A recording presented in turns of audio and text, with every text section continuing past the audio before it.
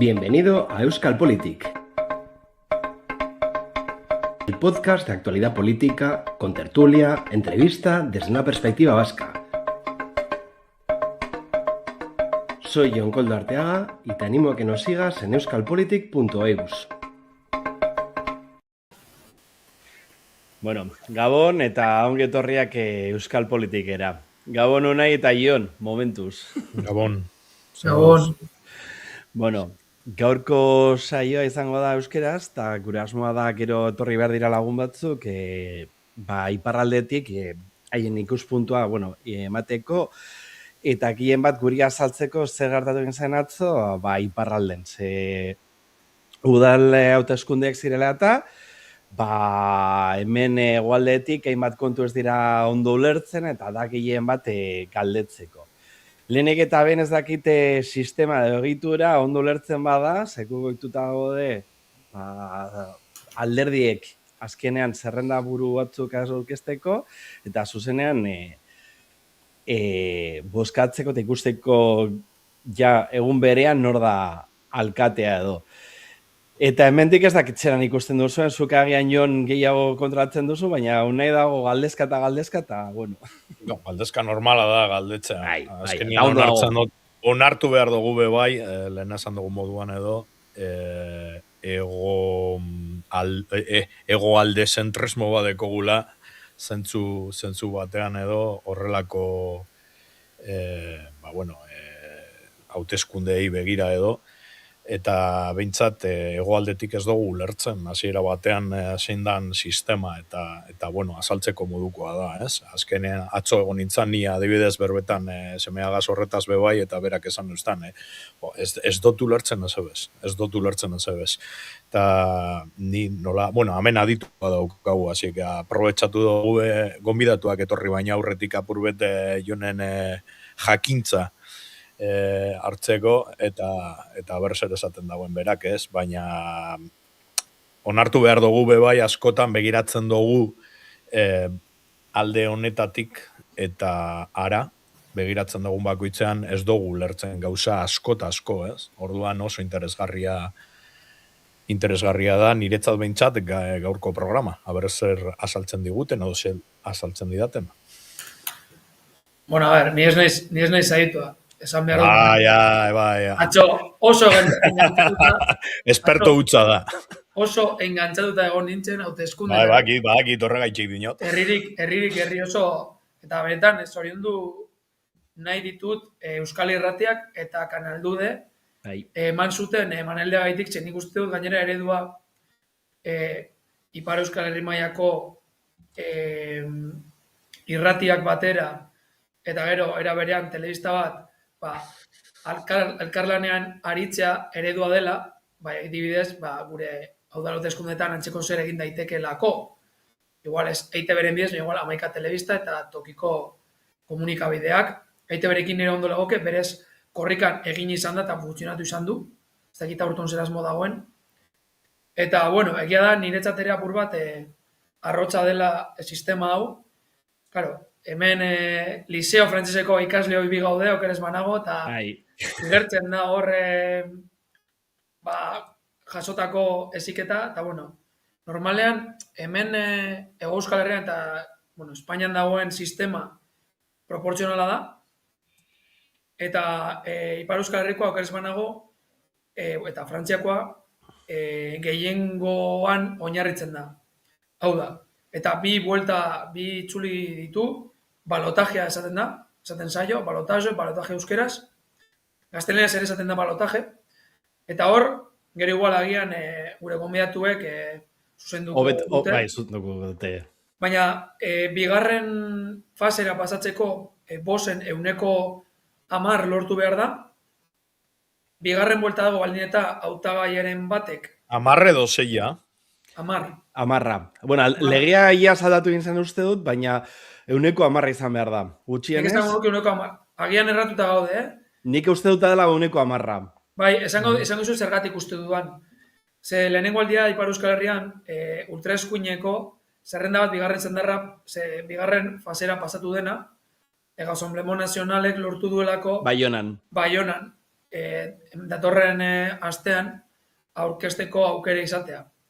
Eta gero hori bai, ez dago bigarren itxulia, bali eta hautagairen batek 10,10 Hamarra baino gehiago lortzen badu, lortu eskero, hori da. eta Osea, era berean, gehiengo nagusia lortzen baduzu lehenengo bueltan, gehiengo ja absoluto. zuzenean pasatzen zara, edo ez absoluta. alkate edo Zuk Eta gero, banaketa ere ez da proportzionala.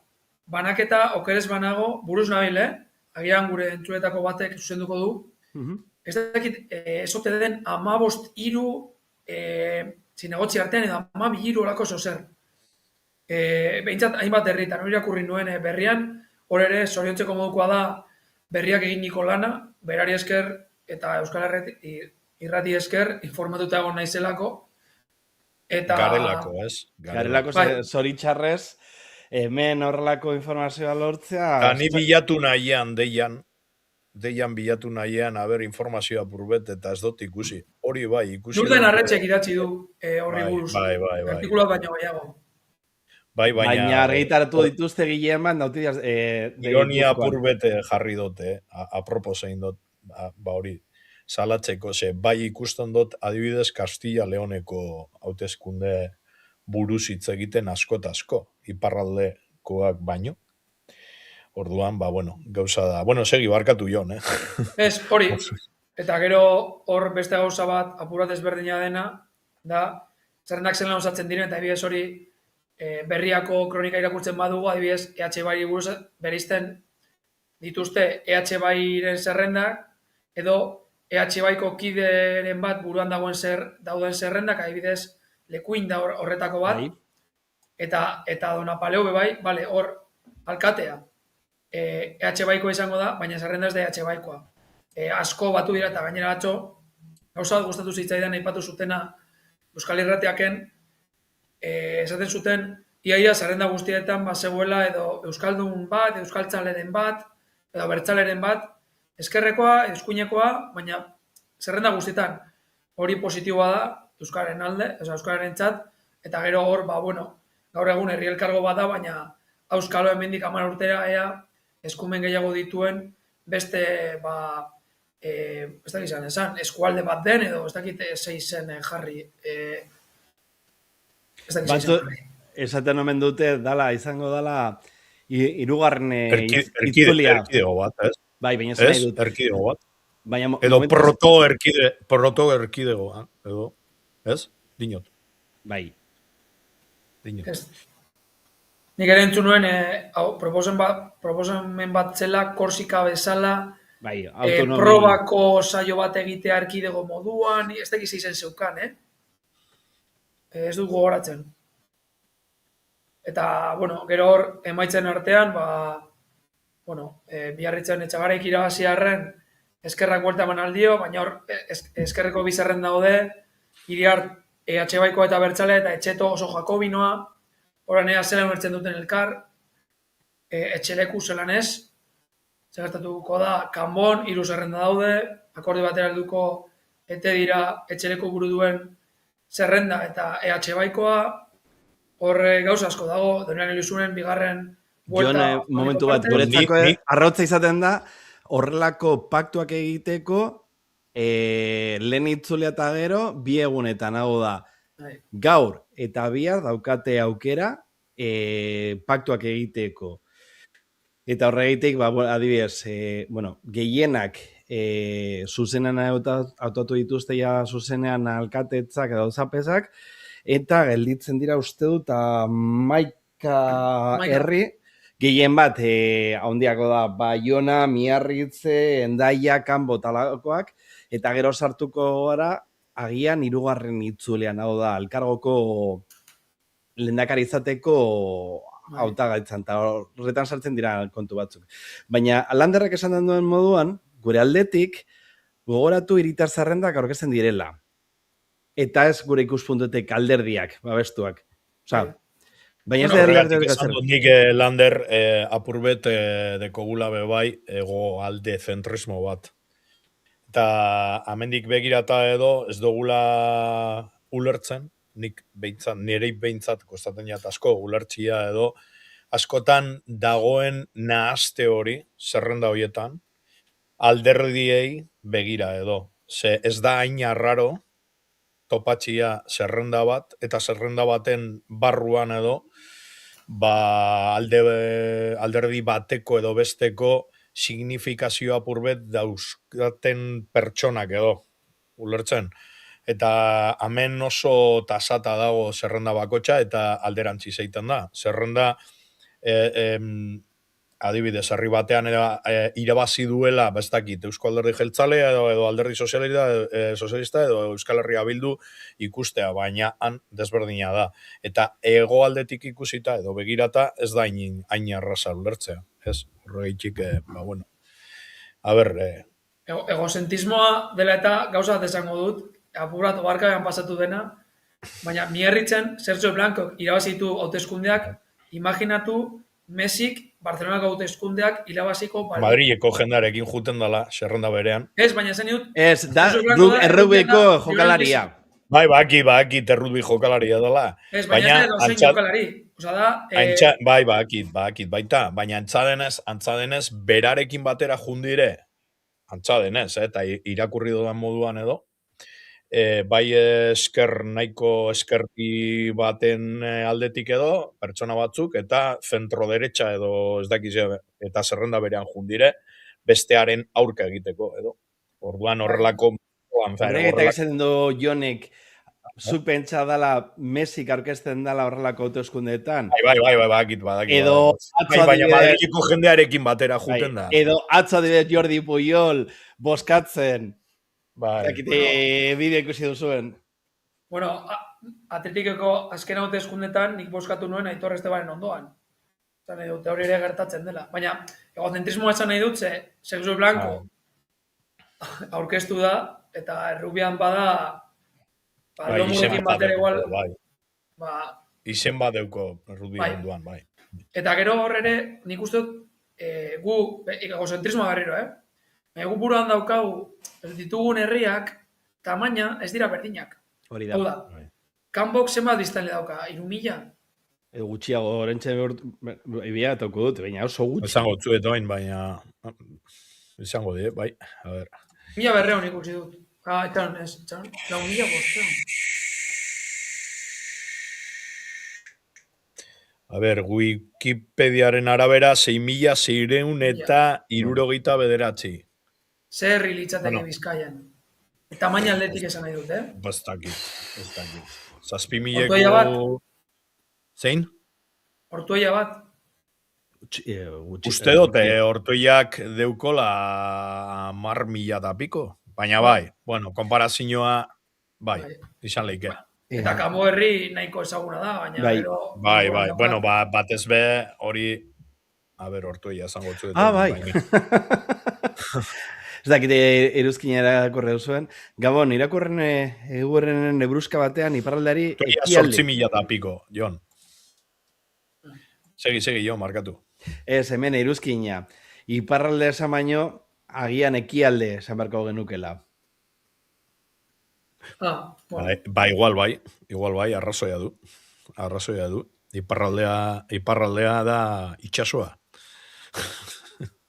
Ez, eta gero, azkenean kutsatuta gaude, azkenen estatuen hitzak edo erabiltzen, eta horregaitik azkenean segurazki erabiltzen. Betidanik ezagutu dugu iparralde moduan, ez? Eta alderantziz bai, ezagutun da baita hegoalde moduan, edo, ez? Bai. Baina, bueno, debateia hori oso filosofikoa da hori, ez da ba... Ez, baina horretan azkenean... sartzia. Nolakoa dauzen gauzak ikusita horretan sartzia be bai, baina, bueno, vale, arrazoia dugu.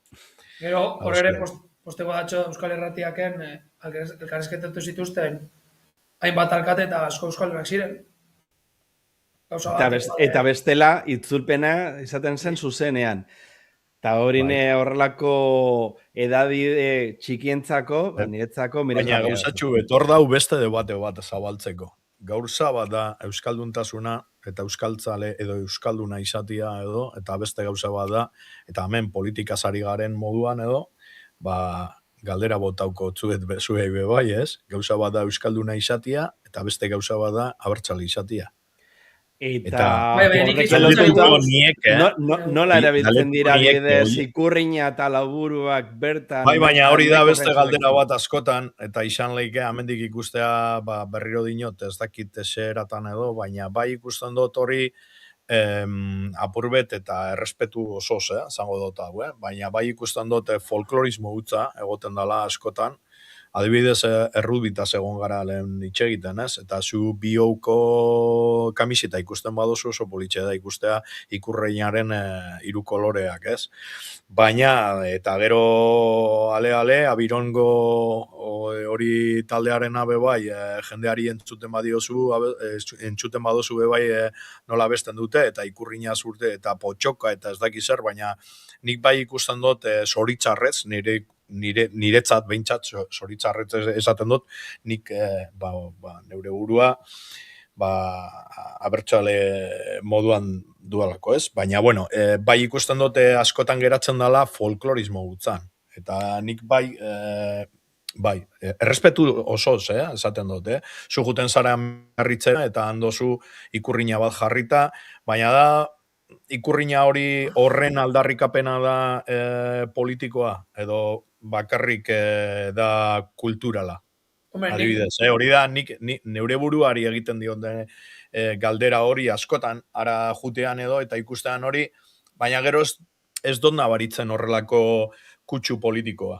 Nik gauza bat esango dizut, ni egon naiz hauteskundea jarraitzen, eta Euskal Herritiaken eta bar, eta kuriosoa da, ze dagoeneko ez dago hautagairik egongo igual baten bat, baina gehiengoak Euskaren alde hitz egingo du, edo bintzat ez du kontra egingo. Eta hori asko da, Bai, hemen alderantziz, Euskara beste alderdi politiko. Baina badaude hainbat aldagai kontutan hartzeko, adibidez, ez da gauza bera kostaldea eta barnealdea. Ez, baina da, gero, ulertzeko bertako ikuspuntua, hainbat aldagai daude. Peio Dufok Doniban eloitzunekua da, ez? Nino, hori kostaldekua da. Baina Donani loitzune herri euskaldunez izan da, duela gutxira arte euskaldunak daude. Miarritz, ere bai, guztian dauz euskaldunak gero eta gitxio, baina badauz. Bokale, Zenafarko eta Lapurdiko zati batzuk ez dira euskaldunak, beharnezak direla, oza, barkatu. Hizkuntza aldetik, gaskoieraz hitz egiten dutelako. Eta hor ere, ja ez dago hainbesteko euskarafobia hautagaien artean. Badakite, ezin dutela euskaren aurka egin. Eta hori ere bada aldaketa bat. Bai? Eta barnealdeko hautetxiak euskeraz egiten, eta bar, hori duela 40 urte, euskaraz egingo zuten, jente euskalduna zelako, baina ez, euren burua ikusten zutelako behartuta, edo, ez dakit, hor ere aldaketa bat egon da, Bai, eta gero pentsa azkenean, ikasketak edo ikusmira dala desberdina da. Pentsa estatu jakobino baten dala Frantzia eta frantzesa. Baina beste aldera joan zabe. Ez, baina galdera ez da izan hori. Ez, baina dana ulertu behar da. Azkenean, gure ikuspuntutik erraza da azkenean hemendik ez dut esango euskalduna eta abertzale izatea. Eta ikuspuntua ez dut esango desberdina dela, baina aldatzen da kontua. Nik pentsatzen dut horregaitik aldetu dizuete. Nik ikusten dudalako, edo nire ikuspuntutik desberdintasun hori oso nabarmena dalako. Ulertzen. Eta ikusten dute, bai, eta nik ez dinote horrekin haiek euskaldunak eta euskotarrak ez direzela, Ez, baina zen nahi dut, azkenean historia ere estatu behar da, adibidez, ulertzeko nola izan diren alderdi baina horrelako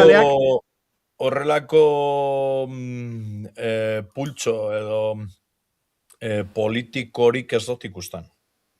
Baina hemen... Gauza bat da euskalduntasuna, euskaltzaletasuna baita. Baina horrelako pultxo politikorik amendik ikusita, edo neure ikuspuntutik ikusita, gitxe ikusten dut. Baina, a ber... Oso gitxe. Bai, badauz plataforma batzuk. Nik hor bi gauza ikusten ditut. Bat, askotan ez gara konturatzen zenbateko folklorismoa dagoen hegoaldean. Baita. Esan nahi dut, oso erraza da ikustea Ipar Euskal Herrian Miarritzen dagoen folklorismoa, baina nik adibidez Bilbon edo Getxon Edo Donostin. Gipuzkoan bertan, Donostin bertan, eta Donostin euskaldun asko dago, euskaraz bizi direnak. Hor ere asko dago, hori bat, eta gero bi. Euskarak daukan estigma Ipar Euskal Herrian eta Hego Euskal Herrian ez da berdina, zergatik. Hemen estigmatizatuta egon da.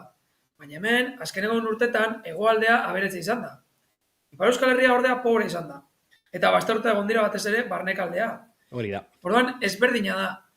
Pobre esaten duzu ekonomikoki edo hizkuntzaren Dena, zupeintza azkenean ikasketak, bai.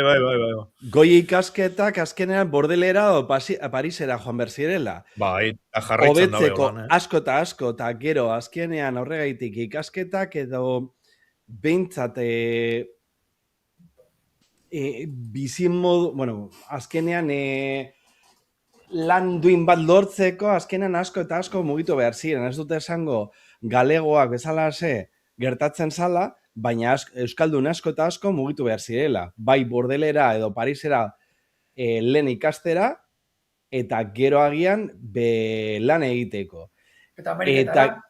Hori da, baina hori adibidez, orain dela gutxi arte azkenean esaten dugu hori hartzeinen kontua, baina egon dira ez dakiten noiz izan ziren azkenak, baina orain dela 40 urte edo, orain de joaten zira euskaldunak iparraldetik bai estatu batuetara, bai hartzen moduran lan egitera, edo bestela pilotan aritzeko. Eta hori ikuspuntutik azkenean guk mugitzen gara giro industrial baten, hemen euskara onartuta dago ikasketan, eta oraindik eskatzen ari dira, bai lehen eskatzen zen Euskal Departamentu bat, eta eskatzen da adibidez selektibitatea, hau da, bak egiteko euskaraz. Basoa, bai. Basoa, bai. Aldarrikapen hori da hori.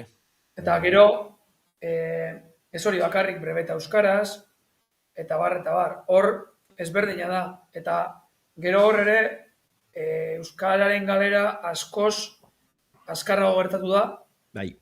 Eta horren ondorioz, zera gertatzen da. Badagoela, jente bat oso euskaltzalea dena eta euskeraz bizi dena, eta herri asko, nik ez dakit zelan esan, ez du izango pikotxak direnik. Baina bertan, badago jentea frantsese hutsez bizi dena, eta beste batzuk nagusiki euskeraz. Eta horren ondorietako bat da, eta hori da gauza bat, agian hemendik ez garena konturatzen, baina lortu dute libertimenduak edo maskaradak edo pastoralak euskeraz funtzionatzea. Hemen, halako tamaina duten zenbat ekitaldik, herri osoko jentea barnean hartzen duenak, zenbatek funtzionatzen dute euskera hutsez. Kontuan hartuta, erdadunak daudela. Erdadun petoak. Esan nahi dut, ez da bakarrik euskeraz kantatzen edo antzezten dutenik. Ez. Euskera funtzionatzen dute.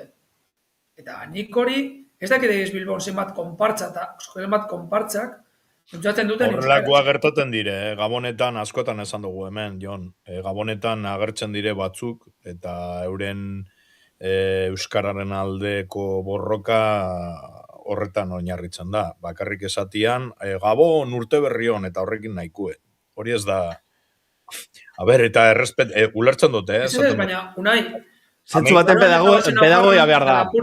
Hemen dago norbait... Euskaraz egiten dute. Hemen daude. Ulertzen? Gabon. Haupa, Gabon. Zemoduz. Barkatu atzerapena. Eskerrik asko etortzea gaitik. Eskerrik asko, mi esker. Plazer bat. Gure burua aurkeztuko dugu lehenik eta behin agian. Bai, eskerrik asko. Bai, ni handi, kasetaria naiz beraz Baionan, France 3 Euskal Herri telebistaren zat. France 3 Euskal Herri da Frantziako telebista publikoaren baitan dagoen antena bat Baionan Ipar Euskal Herrian, eta Ipar Euskal Herriko berriak edatzen ditugu, gehienik frantsesez eta noiztenka ere euskarazko berriak eta erreportaiak sartzen ditugu. Honi Aitor Zabaleta, gutxi gora bera bergauza, baina ETB-rentzat, Euskal Telebistarentzat, Baionako erredakzioan lan egiten dut, hortako dugira pixkat berantean ere, zuzenean bai ginen orain, hauteskundeak aipatzeko, eta bai, bueno, beraiek bordene dute epizentro guk Bilbo. Bai. Placer bat zuek hemen eukitzea, eta eskertzeko modukoa. Bueno, hemen gaudenok, bueno, Jon Koldo naiz, eta gurekin daude Jon eta honai, eta aritu gara pixkat, azaltzen edo eztabaidatzen jakiteko gure ikuspuntutik, hegoaldetik, bai ulertzeko iparraldeko politika seguretzat arrotzat izan daiteke zentzu baten, eta gero sartu egin gara, pixka bat iparraldeko soziologia ulertzeko. Ze guretzako askotan zaila izaten da ulertzeko bai nola osatzen diren zerrendak eta gero alderdiak nola aritzen diren bertan eta gero ulertzeko bertako mugimenduak. Bai ulertzeko aritu gara adibidez bai ikasketak edo lehen Euskal Departamentoa eskatzeko eta horrelako gaiak. Horretan ez gara sartuko, baina gure asmoa da pixkat ulertzea, ia lortzen dugut pixkat ulertzea ze gertatzen den iparraldean eta nolakoak izan diren herriko bozkak. Nik hasteko lehenik eta bai aipatuko nuke, soziologia aipatu bai duzu, gehien bat Ipar Euskal Herria landa eremuan oinarritua den eremu bada, salbu Lapurdiko kosta, iaia populazioaren erdia, baina zertxo bat gehiago bertan dugu. Angelu, Baiona, Miarritze eta Hendaia artean, iaia 180.000 biztanletik gora izango dira, Ipar Euskal Herriak 300 zenbait ditu. 320.000. 320.000, beraz, ikusten zuen bezala, justu kostalde horretan dugu populazioaren zatirik handiena, eta gero Lapurdi, Baxenafarroa eta Zuberoa esan genezake gehien bat, landa eremua eta herri txikiz osatua dagoela, lehen sektoreak garrantzi handia duen eremu bat, eta herri txikiz osatua. Zerrendak osatzerako garaian, bai aipatuko nuke, aurten agian zailtasun handi bat izan dela atera den lege berri bat, batetik parekotasuna eskatzen zuena baita ere, gizon da emakumeen artean, 1000 pertsona, 1000 biztanletik berako herrietan, eta baita ere zerrenda osoak aurkeztea. Lehen bazuten aukera zerrenda osorik ez aurkezteko. Baina orain zerrenda osoak aurkeztu behar ziren, eta horrek ere erakusten du aurten zailtasun handiak izan direla nolabait herri txikienetan zerrenda bat baina gehiago aurkezteko, orain buruz ari naiz, baina 114 uste dut zerrenda bakarra aurkeztu zela, Euskal Hirigune Elkargoan dauden 158tik, eta herri horietan normalean alderdiek ez dute bere biziko pisua izaten, da herritarren arteko zerrendak izaten dira, esan nuke ez da egiten. Bai, gero eta gehiago zerrendak agertzen dira etiketa politikorik gabe, ez dute baita ezpada alderdi bat agerian ezartzen, eta naiz eta alderdi batzuala ere present izan, adibidez, EH bai ezker abertzaleko mugimendua alderdia iparaldean present dagoena, eta bai izan dira bai hautagai asko alderdi hortakoak, eta gero badira Frantzia mailako alderdiak, hau da eskuinekoak eta ezkerrekoak, eta hor bakar batzu bakarrik agertzen dira etiketa horrekin hautagaietan. Bai.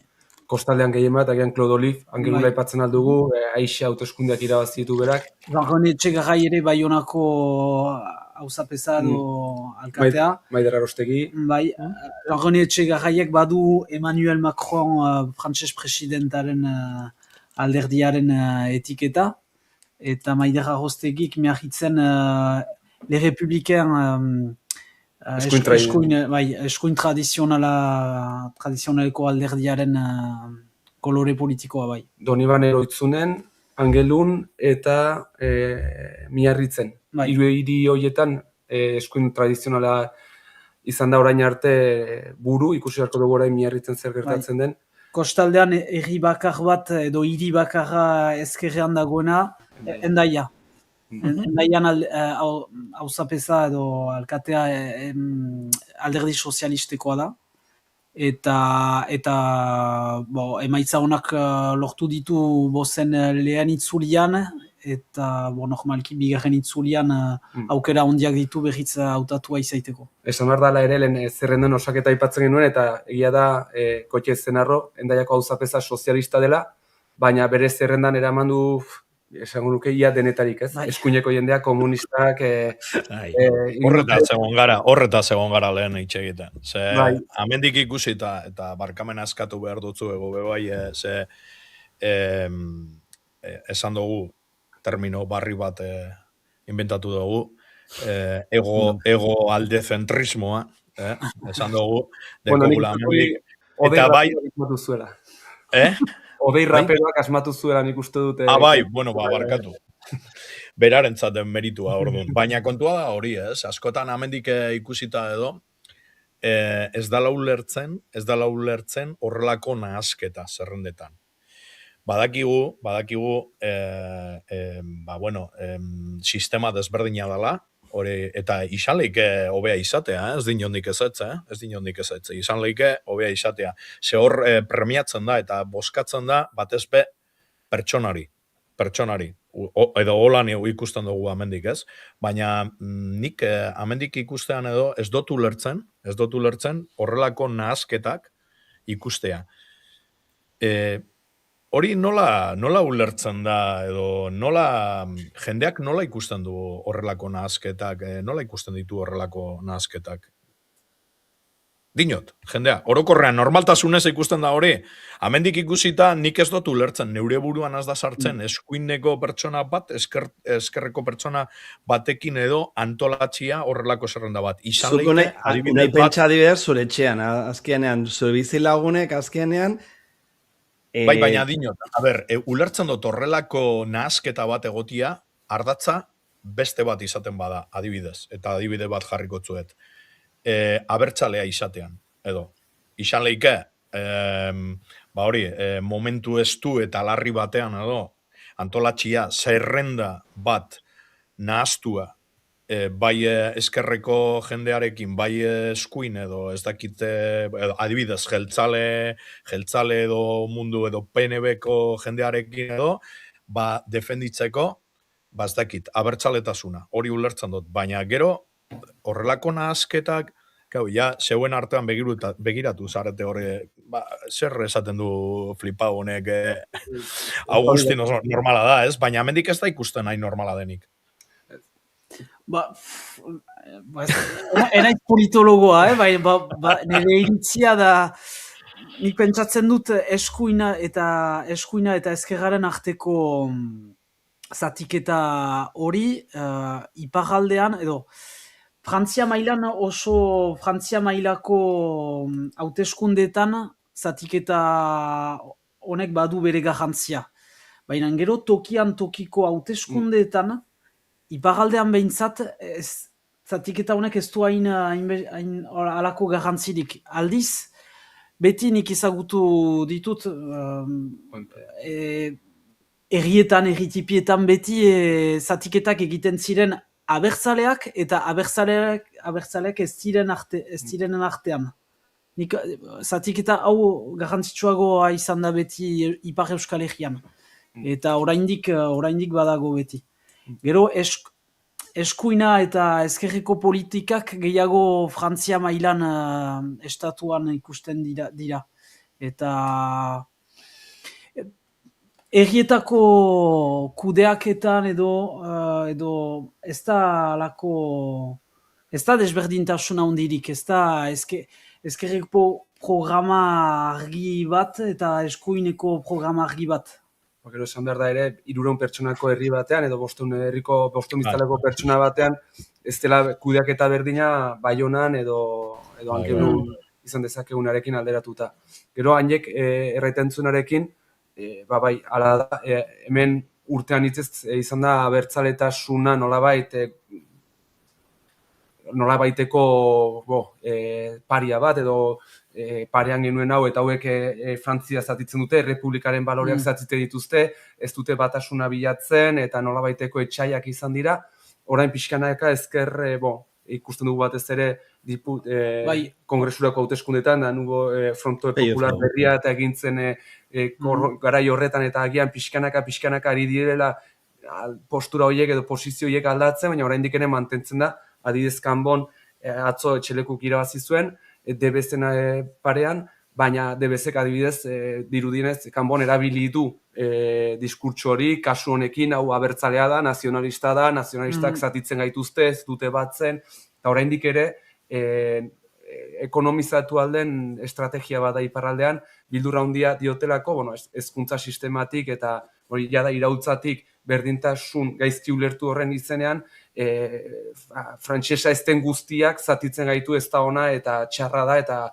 nolabait gerla egin behartzaio horri, eta horrek badu olako pizua zenbait jenderengan eta politiko batzuek behar dutenean baliatzen duten estrategia da oraindik. Bueno, hemen hegoaldean Euskararen inposaketa da arma hori. Da antzeko ateratzen dena eta oraindik ere boto batzuk ekartzen ditu. Orain duela gutxi Alderdi Sozialistak erabili du, Anduezak.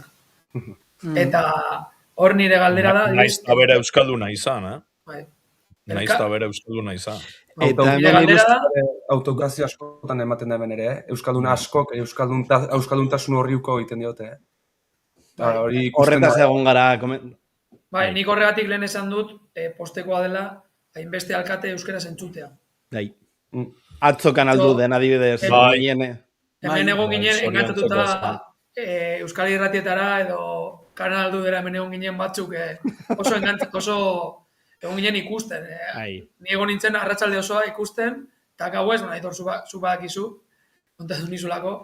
Nire galdera, haibidez, herri elkargoak zer dauka? Zatiketa hori ikusten da herri elkargoan, edo udal txikiak bezala funtzionatzen du? Elkargoa, jadanik egan behar da, aski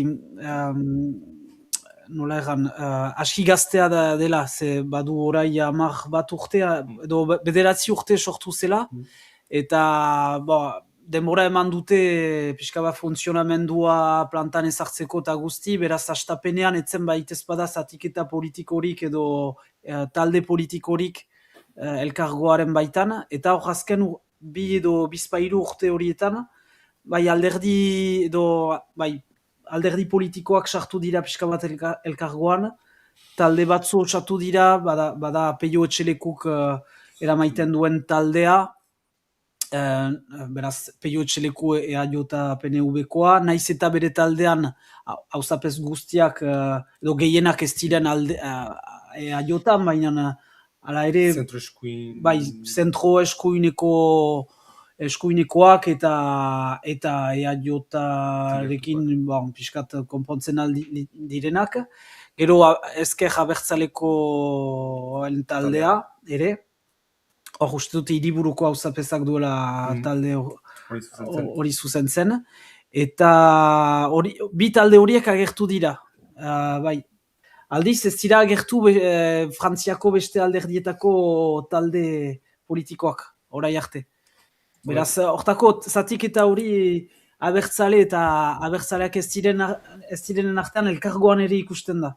Esan behar da ere, herrikoetxek erabakitzen dutela, herrikoetxeko portzentaiak erabakitzen dutela elkargoaren nola osatzen den. Eta hor pixu gehien kostaldeko hiriek dute, eta momentu familia oso antzekoko jendea da gehiengo hori duena. Hori da, eta abertzaleak ostion aipatzen zinuen ere auzapeza euskaldunak badirela oraindik iparraldean beharrik, baina alere gehienak barnekaldean aurkitzen dira. Lapurdi barnekaldean, Basen Nafarroan nola ez, eta Siberuan ere zonbaitzu. Kostaldean Baiona, Miagitze eta hiri handietako frantsesak. Batzuek kotie zenarrok bai euskara mintzatzen du, kiskun kasko mainan ulertzen du bai. Nik egina diot jadanik elgarrizketa aldi batez euskaraz lagunduta. Eta... Horain Getarian? Getarian bai euskara iko. Maider Arostegi? Barkatu. Bai, Getaria da kostaldeko egitipiena. Bai, hor, bikote batek du... Bietarik batek bai euskara ikasia du, eta gero Maider Arrostegik ez daki euskara, baina neugiak ezagri ditu miahitzen euskararen alde. Angelun ez da bate euskalduna, ez da baita ezpada kontra, baina angelu berezia da, ze kultura ere kaskoina da. Bai, horretaz egon gara mintzatzen. Eta Baionan auzapezak ere baditu, nola, hitz batzu erabiltzen ditu euskaraz, bere familian euskara bazakiten, baina berak ez du ikasi. Eta hortako, azkenean, eta aldiz, Urruñan eta Ziburun bai, abertzaleek irabazi zuten, bi herri horietan, eta hor, biak euskaldunak dira, beraz, izan da ere urratx bat euskararen alde, beren garaipenekin, lehen aldikotz ikusi dugu ere kostaldean, ikusi ditugu kostaldean auzapez euskaldunak, eta baina gehienak ara ere barnekaldean dira. Eta Aitorrek egan duen bezala, biztanle kopuruari begira, Baiona, Miagitze eta Angeluk dituzte pisu gehiena, eta hor, ez da abertzalek ez dute pisu handirik hiri horietan. Gero hor, ikusi dut pare bat galdera eta lehen jonek duenarekin... Azkena o... Azkena eta lehen besteatera ikusi dut ia etxegara izte jarrera duen euskararekiko, orain ere... Nahi duzu jartzea? Ez, gutxi gora bera esateko...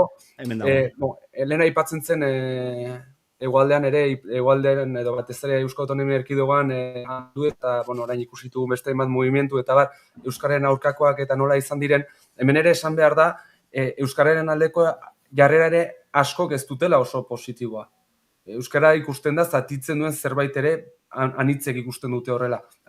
Gehiago agian jakobinoenak edo etxeto batek edo jarrera nahiko ezkorra dute euskararekiko, beste batzuek ez sobera ezkorra, baina neurrian erabili euskara, adibidez, gogoan dut orain dela bizpahiru urte, departamentuko kontseilu batean, hautetsi bat hasi zen euskaraz mintzatzen, eta 3 esaldi esaterako Lazer makronista presidenteak errantzion oso ongi, baina aski, hemen denak frantsesak gira, frantsesa da errepublikako hizkuntza eta beraz egin frantsesez. Eta jarrera hori ere oso barneratua dago nik esango nuke. Euskara oso ongi, egunon guztioi, mi esker etorririk, baina hortik goiti, mesedez, errepublikako hizkuntzan egin. Eta edo zen gara... Ustaritzen ez zuten lio bat Ustaritzen egon zen epaiketa bat, ez? Euskara hautez funtzionatzea gaitik, ez? Bai. Gero azpimarratu behar da, departamenduaren egoitza Pauen dela. Eta Paue Biarnoan dela, eta ez Euskal Herrian, beraz, horrek ere ara ere badu bere garrantzia. Naiz eta Nafarroako parlamentua deitzen den. Bai. Bai, eta gero, pentsatzen dut ala ere gauzak aldatzen ari direla pixkanaka. Zeren bai, orai arte baziren hautagai batzu adibidez Baionako sozialista bat Arginetxeto, orain ere hautagai dena, hautagai dena, eta orai arte ez zen baita ezpada euskararen alde agertzen edo, eta hor ikusi dut Euskal Konfederazioak atera dituen emaitzetan agertzen da, bai engaiamenduak hartuko lituzkela euskararen alde, beraz, gero eta gehiago, bada alako normalizazio bat, naiz eta behar da emeki doan, poliki doan, pentsatzen du gauzak aldatzen ari direla ere, eta orai aski onartua da, kasik erriguzietan, Euskara bederen iparaldeko batzuek erraiten dute ondarea dela eta babestu behar dela, eta hori bederen onartua da. Nik labado daukat, labado da mauleko. Labado horia, egia... Berrian elkarrizketatu zuten pasaden astean, eta nik pentsatzen nuen, honek ezin du esan, beneta zer pentsatzen duen. Berak esaten zuelako, saiatu zela euskara ikasten, baina ez zuela asterik izan, zinegotzi egin zelako, gero emazte urdinarbekoa da, baina harreman txarra ukizuela hizkuntzarekin horregatik seme-alabek izuten ikasi, eta nahi pentsatzen duen, hau ez da usartzen esatera, euskararen kontra dagoela, edo kontra deus dela aldekoa. Beraz gero hasi zen esaten aekari asko lagundu diola, ikastolari bebai, baina, klaro, hizkuntza publikoare babestu egin behar dela. Ez dira usartzen esatera kontra daudenik. Berak beti esatu hizkuntzaren aurka ez duela ezer. Berarekin egon nintzen duan den astean, eta beti galdetzen dugu, eta euskaraz zer, ez? Berak esatu, bueno, nire familia Aragoitik etorri zen langile famili bada, beraz nik ez nuen euskara, eta gero ez nuen ikasi, berak esatu nire urdinarbekoa emazteak euskararekin harreman txarra izan zuela, galdetu beharko zaio, zergatik izan duen harreman txar hori, ze, bueno, ikusiko zenuten seguraski Bizkar Soro pelikula, eta hor oso ondo erakusten da zein izan den euskararekin harremana, jendea torturatu dute, euskara hitz egin ez zedin errepublika Apaiz batengatik izan zen, edo eskolako zer, kontatu zuen berrian pasaden astean. Hala ere, berak bai esaten du, hizkuntzaren aurka ez duela ezer, aldiz nazionalismoaren aurka baiet. Kontua da, bera nazionalista dela, erabat frantses nazionalista da. Beraiek eufemismoak erabiltzen dute eufemismoa errepublikanoak direla, edo zer gauzaren gainetik komunista, baina republiken Espainian erabiltzen den bezala konstituzionalista. Republikano ezin dute esan, patriota ezin dute esan, frankismoa... Jakobin hutsa. Baina azkenean nazionalistak dira. Eta labado nazionalista frantses bada. Ez da bakarra, dira beste batzu, bai.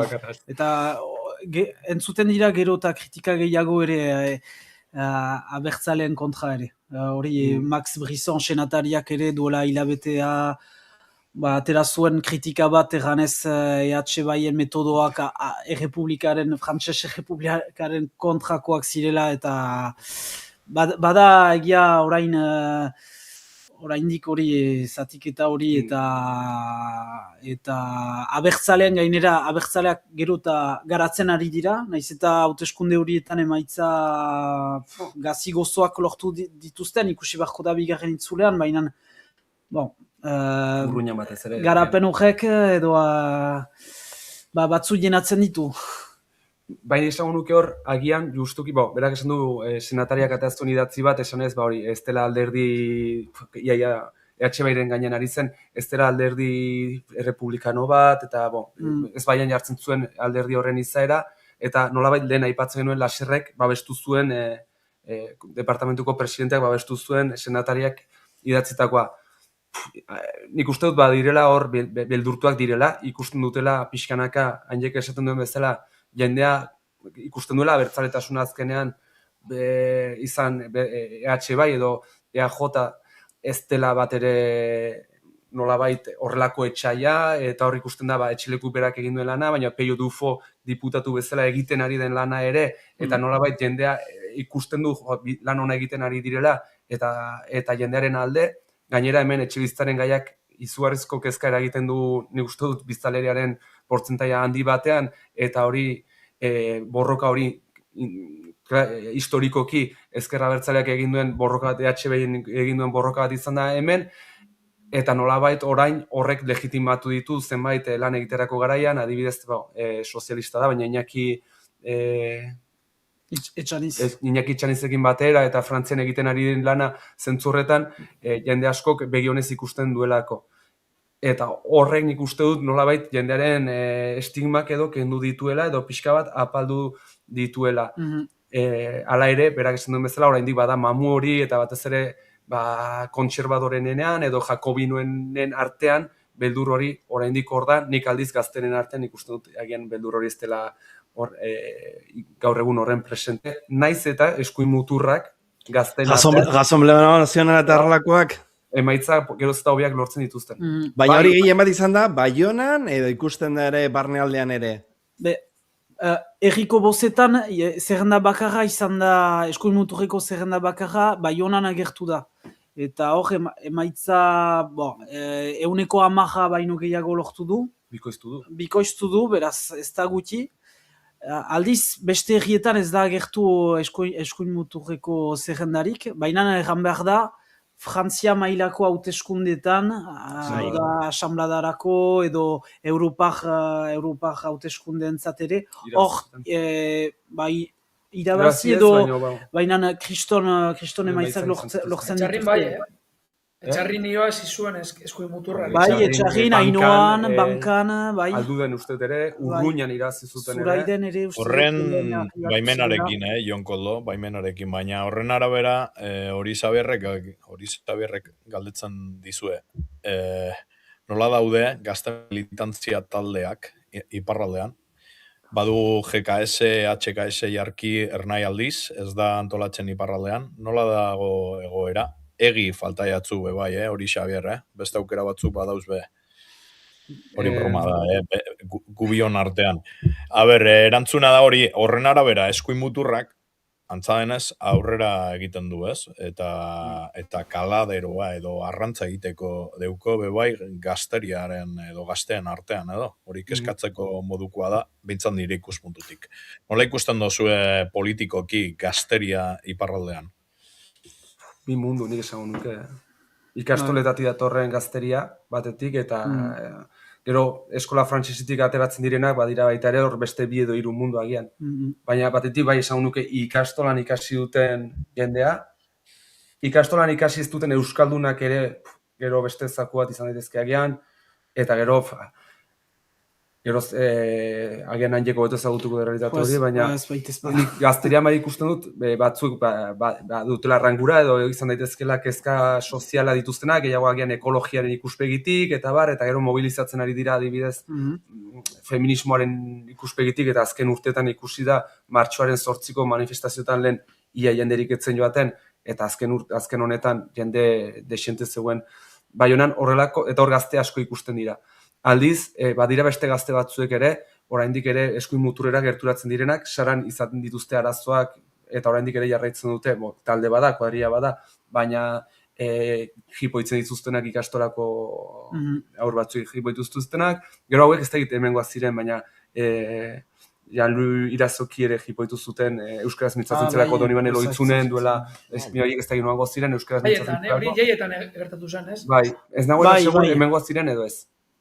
Hori zalantza dut. Bai, gero egan behar da ere populakuntza mailan aldatzen ari da ere Ipar Euskal Herria, gero eta kanpotik etortzen den jendea bada. Uste dut urtero 3.000 biztanle irabazten dituela iparraldeak, eta bai, Frantziako hainbat eskualdetik etortzen direnak, eta Ipar Euskal Herrian instalatzen direnak, eta hor bai badela erronka bat, batzu bai integratzen dira hemengo kulturari, eta beste batzu aldiz ez. Batzu gehien bat baiuna miagitzen eta batzuek ez dakite ez da ere euskara hizkuntza existitzen dela hemen iparraldean, eta horrek ala ere bozak eraginak izan dezake bozetan ere. Gero ez dugu erantzun, eta horretik taldeen inguruan GKS eta badaude, ernai edo xuti gazte ezker abertzalearen talde tradizionala ere, jargi urruñan bazen, orain ez da jarraitzen duen edo ez, U14 inguruan uste dabiltzala horiek, egi esango nuke ez dagoela, edo ni behintzat ez dut ezagutzen. Gero ze pixu duten, nik esango nuke GKS gaztea biltzen lortzen ari dela, baina pixka bat Hego Euskal Herrian gertatzen ari denaren hildo beretik, eta gero ernai edo xuti gazte uste dute ditzen dela hemen ez sokerrez banago, esango nuke gehien bat ikastoletako gazteak biltzen diren taldeak direla, bai bata zein bestea. Gero, kanpokoan esaten zuela, eta gai bat aipatzen dena, egia da, anitz etortzen direla, onat, eta aipatu nahi ezten zerbait da, baina mai gainean dagoena ere, horietako asko etortzen dira, Ipar Euskal Herria oraindik ere lurralde garbia ikusten dutelako. Alegia, arabiarrik ez dagoen lurralde zuria. Orduan, bada hor soziologia bat etortzen ari dena, batez ere kostaldera, eskuin muturreko jendea, nahi dutena mantendu hau zuri eta garbi eta frantses. Eta hori, nola ditzen da, Estegan eta hor badira multimilionario batzuk, orain Frantziako, Miarritzeko jabea, ez? Jabea eta jende hau dira, izugarriak, eta ez da esan nahi, ez da aipatzen, baina guri adibidez, etxe salmentan dabiltzen jendeak eta esaten digu, bai, badazdoz biztero batzuk, aitortzen digutenak, etxea erosina dutela hemen, besteak beste, lurralde garbia delako, ez dagoelako arabiarrik, eta bar. Horrek ere gero soziologian eragin zuzena du, ze jende horrek bozkatzen du, eta bar. Gero, ez da, behar bada ez dira denak eskuin muturrekoak eta jasistak edo, batzu etortzen dira ere dirudunak direlako, eta modan dago. Eta Ipar Euskal Herrian itsasoa badutelako, mendia eta hori. Gero beste faktore hori da, Bai. Frantziako telebistetan hau saldu izan da, Frantziako Kalifornia bezala, eguraldi ona ondartza, ze polita Eguraldi ona. zerra, Eta filmak. eguraldi ona ez. Eguraldi edo bai. Ba, egia... Gero sorte dute Paristarrak hemen bakizue estatu frantsesean Bai. oporrak egiten dira hiru zatitan. Bai. Eta Paristarrak bakantzetan diren bakoitzean, oporretan diren bakoitzean hemen eguraldi ona egiten du, beraz horrek ez digu laguntzen. Hori egia da, nabari dela ere Ipar Euskal Herria karta postala hori saltzen dutela edabidetan, frantses edabidetan kasik egunero, baina pentsatzen dut gauza berdina gertatu behar dela ere festakiteko aldean. Donostiaren zat edo, hala. Eta horrek ala ere eragina badu, zeren COVID garaiaz geroztik, etxe salmentak eta biderkatu dira eta orai agian kalmatu da, baina bai, jende populakuntza berria instalatu da hor COVID garai hortan eta horrek ala ere eraginak baditu. Ni konturatu nintzen. 3.000 biztale berri urtero, 320.000 biztale dituen lurralde batentzat izugarria da. Bai, eta gero, galdera bat, lehen ziren gehien bat, jubilatuak GT edo horrelakoak, joan den zirenak iparraldera, Pariseretik edo mugitzen zirela. Eta gaur egun, zer dira, lan egiteko gai direnak? Ba, gehienak beti erretretadunak dira bai, oraindik gehienak pentsatzen dute. Baina gazte asko ere, ze gaur egun Baionatik Parisera 4 ordu eta laurden behar duzu trenez, eta jende asko dago lan egiten duena telematikoki, nik baitut Pariseko 3-4 lagun gutxienez hemen bizi direnak, eta horrela egiten dute. Ia betean behin edo bitan joaten dira Parisera, eta gainontzean hemendik telematikoki lan egiten dute. 4 ordu eta laurdenean Paris zentroan daude, eta trenak hori albidetu die baita ere, Parisera joateko erreztasuna, azkartasuna, eta hemen nolabait COVID garaian ere horre gontzelako toki txikiagoetan bizi nahi izate bat, eta toki irekiagoetan konfinatu gintuztenean, Paris zentroan konfinatua egon, edo Miarritzen konfinatu egon ez da gauza bera, eta hori gauzoiek ere jokatu zuten. Bai. Eta horrek baditu ere... Bai, eraginak eguneroko bizian Ipar Euskal Herria ere mutikia da, eta horrek arazoak sortzen ditu adibidez auto lego asko gero eta gehiago badaude Baiona inguruan, eta etxe bizitza arloan ere biztan dena gero eta zailtasun gehiago gazteentzat etxe bizitzan aurkitzeko prezio normalean, eta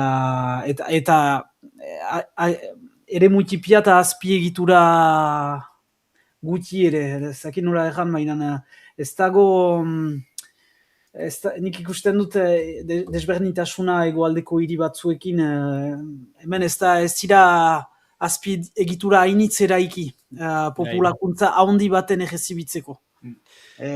Autetxeak pixka bat berantean ibili dira hor. Bai. Orduan, horrelako atzerritarrak edo gehien bat erakusteko zein da euskal kultura, euskal hizkuntza eta horrelako pedagogia egiteko zai izango da gaur egun. Hainik, esan dauen moduan edo, ez da agian batzuk edo ez dute jakingo ere existitzen dauela euskara ere. Zuten dute bapatean... Hemen egin dizuete galdera... Barkatu, ez gauza, datorren jente askok ere ez daki, Ja. Batzuk enteratzen dira, umeak joaten direlako eskolara, Bestela, eta hona datorren jente askok ere buruan dauka Espainiara datorrela, eta naiz eta umeek eskolan euskeraz ikasi, argi daukate euskera ez, gaztelania, Benik hori ulertu ez dela inezberdina. Baina, ez dut, agian Argentinatik datorren pertsona batek ez jakite euskera badenik, ulertu ez dakit, Paristik datorren pertsona batek bere estatu berdinaren pean egonda, saltzen da nola baiteko irudia hori ez, lepatua desagertu ziren. Baziren hor, lehen garai batean, baina gero ja irautzaren eta argiaren bidetik, gauza zaborraiek desagertu dira, eta gaur egun egiten dugutenek errepublikako hizkuntza. Azkenean da hori da ikuspuntua. Galdera polite bat egiten dizu. Eta bota ni. Justu gehituko nuke ere atzerritik eta etortzen den populakuntza berri honen barnean ere aurkitzen direla asko, ez dakitenak ere muga pasatuta, hegoaldean Euskal Herria badela. Eta gehienetan egiten dute l'Espagne, eta nik egiten diet, badakizu, badela gobernamendu bat, eta hori guztia, eta gehienek ez dakite. Neri anekdota txiki bat bezala honekin lotuta, Pariseko lagun bat etorri zenean, Donostira joan ginen, eta bakizor Urgun mendian kriston ikurrina dago, eta geratu zen ikurrinari begira eta esan zen, baina hori... Miarritzen da hau, esan zizu. Esan zen, baina hori Euskal bandera da, zire Japo Bask, eta nik zen, bai, noski, Euskal Herrian zaudet, baina ez, hori Frantzian da. Ikurrina Euskal Herri guztikoa da, da ere, baina ez, ikurrina Le Japo Bask hori da Frantziakoa. Oi, nezupe ikasi dutzu eskolan. Eta gatera genion Euskal Herriko mapa, eta aritu ginen esplikatzen, ikustuzu hau da Euskal Herria, zatitxo hau da Frantziaren menpe dagoena, zati hau da Espainiaren menpe dagoena, eta bandera horrek nolait ordezkatzen ditu guztiak, batzu ontzat behintzat. Eta beraz, beraia duten irudi hori ere izugarria da, berak esan zuen bezala, ez dakite euskara badenik, baina ez dakite ere Euskal Herri bat badenik, Pays Basque badenik, frantziatik aratago. Nik hori lotzen dut ere, azkenean Frantzian ez dago, nola egan hori... Izkuntz Bai, politikarik eta administratiboki iparaldeak ez du pizurik, azkenean ez da... administratiboki ez dauka olako izaterik, azkenean. Lena Euskal Herrigun elkargo izan da. Hemen, Jon Kolo eta biok Bilboko Liseo Frantseseko ikasleoiak gara eta hori bizi izan dugu. Bai. Zautzen dugu. Bai. Hemen galdetzen dizuete Angie eta Aitor, zein uste dozue dela bidea Euskara berreskuratzeko iparraldean?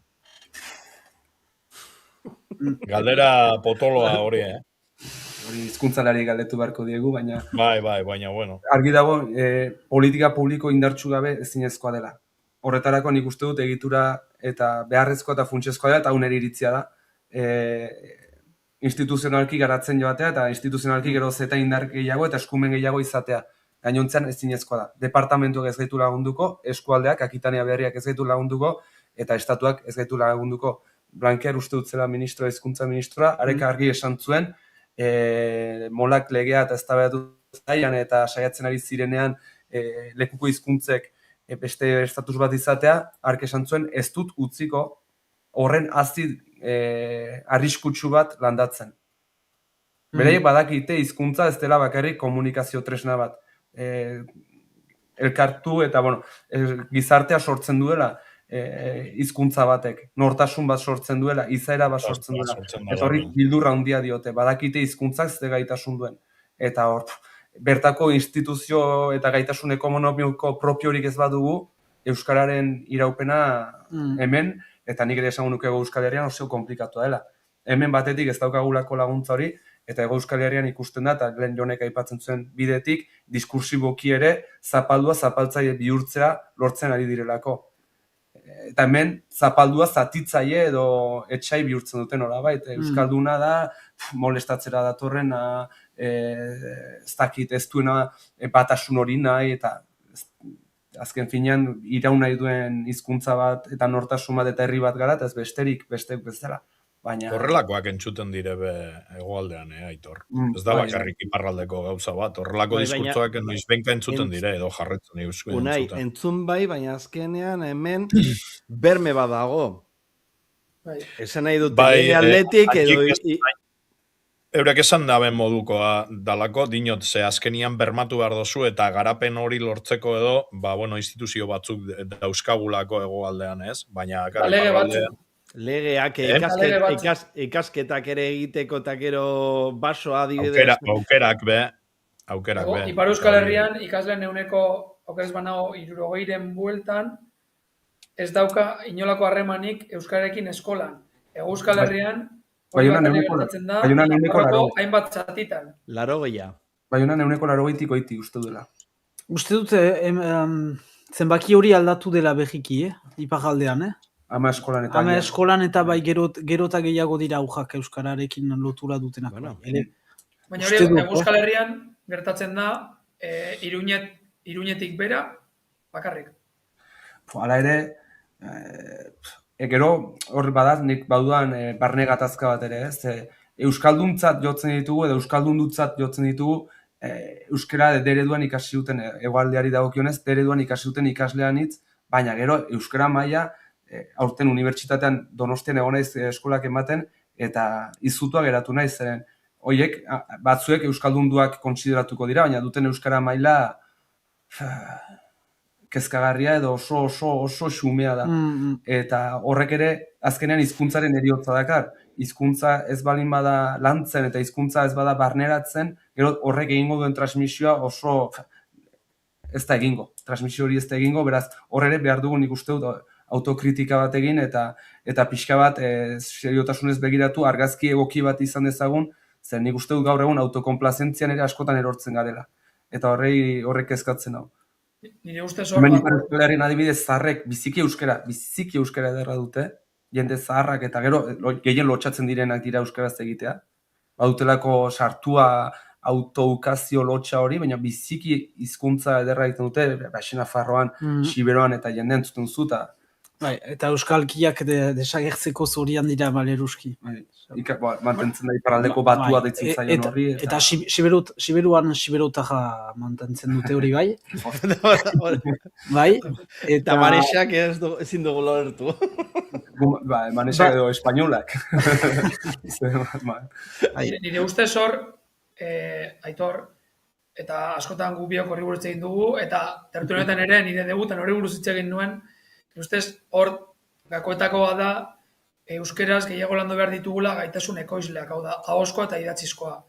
Ikasleek ulertu egiten dute, eta oso ondo ulertzen dute. Arazoa da, ez daukaten ez non hitz egin, edo ez ditugu, asko ez daudenez hitz egitera behartuta, ez dute garatzen. Adibidez, guk eskola frantsesean ikasi genuen Jon Koldok eta biok. Guk frantsesa hitz egiten badakigu eta idazten, nik apurata astuta daukat, baina hitz egiten badakit eta Jon Koldoren kasu izango dantzeko zegatik behartzen gintuztelako hitz egitera. Behartutak egun den, eta niretzat gauza oso arraro izan da, ni euskara irakaslea naiz, eta niretzat oso gauza arraro izan da, klase batera sartzea, euskara ematera, eta ikasleek, baina gauza orokorra da, erderaz erantzutea. Hori, Bilboko Liceo frantsesean ezinezkoa zen. Baten batek igual gaztelaniaz erantzungo zuen, igual ezinan zebielako edo errebeldea zelako, baina beste guztiok irakaslari beti frantsesez, lenguak hori kenduta. Eta hori gaur egun, zuk ematen dozun ikastolan beste garai batean gauza bera gertatzen zen. Galdera izaten bazan euskeraz behartuta zanean euskaraz erantzutea. Hori, bai ala bai. Gauzak aldatzen dire, eta kontuan euki behar duguz bebai zenbat, alboko giroa eta esparrua, zumugitzen zaren esparru hori nolakoa den. Euskalduna da, ez da euskalduna, jonek esaten du. Unai, nik hori ikusi dut, nik ere klase eman dut herri euskaldunetan. Herri euskaldunetan, nez eta euskaraz hobeto egin, erderaz egin didate. Ipar Euskal Herrian hori gertatzen da bidez, zehazkako liseoetan... Hori jak eskatzeko modukoa da, baina nik ulertzen dut batere arraza ez dela, adibidez, eskerraldea orokorrean erdalduna da, orduan ez da batere erraza horrelako giro euskaldun bat lortzea edo. Azkenian ikastola da, irlatxo bat esparru erdaldun horretan, ez? Eta hori zaindu behar dugu. Bat nator Aitorregaz, esaten da buenean, ez da bakarrik baizik eta landu behar da, hizkuntza purbet sustatzeko eta bermatzeko, hori, bai, baina, hainbat aldagai daude. Hori ez, baina ez da bater erraza, eta azkenian ikusten dut bebai, iparraldean gertaten den eraberean edo, hegoaldean, behintzat leku batzuetan gertaten dela horrelako gauza bat, bebai. Baina badago beste kontu bat aztatzeko. Eskerraldean entzuten da bez bebai horrelako diskurtsoak, Euskera, hori zertarako, hori eso divide, esaten dute, eso divide. Unai, baina desberdintzeko kontu bada helduek esaten dutena, gero agian gurasoek izan daitezke, bastakit, militanteek edo euskararen aldekuak, baina gero nerabeek eta gazteek egiten dutena, da beste kontu bat, eta kontutan Jonek esan zuen beste egun batean. Aixialde erabiltzen dana, adibidez, baina dana aztertu behar da. Bai, baina ez da batera erraza. Aman komuneko... Bai, baina Aitorrek esan du... Ez da batera erraza. Unai, zeirla daukan frantsesak Bilbon. Eta guk frantsesak ez daki liceo gua izango da. Hori ba, baina ez da nahi duana... Inoiz bez ez dut entzune frantsesez eitzen hemen, bueno, kaletik igual, ez dakit, baina liceokoa izango zan, dino. Edo, zukren esan duzu, duela 30 urte, ikastola horretan, euskaraz erantzuten... Ni horrego nintzen, horregaitxik esan dizute. Bai, horregatik, baina aldaketa bat egonda. Esan nahi dut, eske horrek ere eragina dauka. Eta nik ulertzen dut, adibidez, ikasle askok egiten diatenean euskeraz, akatsak egiten dituzte, hori normala da, eta hori ulertzen dut. Baina saiatzen dira.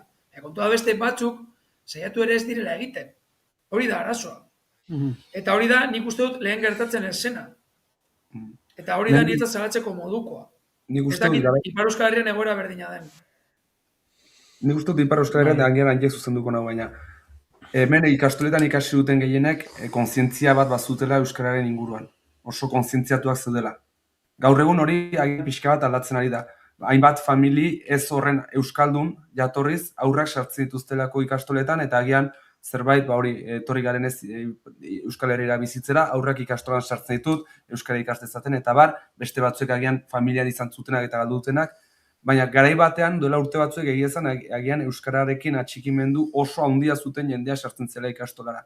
Gaur egun ez da horren beste eta hala ere, hemen oso argia da, estatuti datorren jazarpen euskarari oso bisiblea da.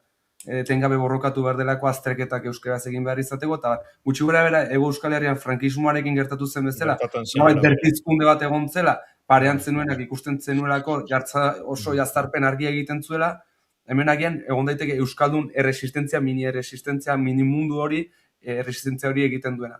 Egoaldean, agian nik uste dut orain gertatzen ari dena, normalizatu dugu egun dugun egoera. Jendeak ez du frankismo ezagutu, badamazkigu gutxi gora bera 40 piko urte estatusarekin, eta egoera normala hau da.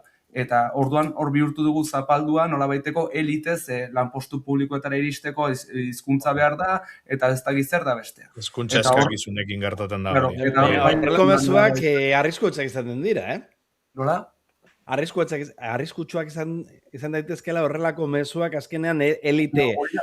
Hori da beraiek erabiltzen. Bai. Nik ez dut horrela ikusten, ez da gutxiago ere, baina nik uste dut badagoela gizartearen zati bat horrela bizi duena, eta hor badago korronte bat hori gainera ikuspegi hori sustatzen eta bultzatzen ari dena.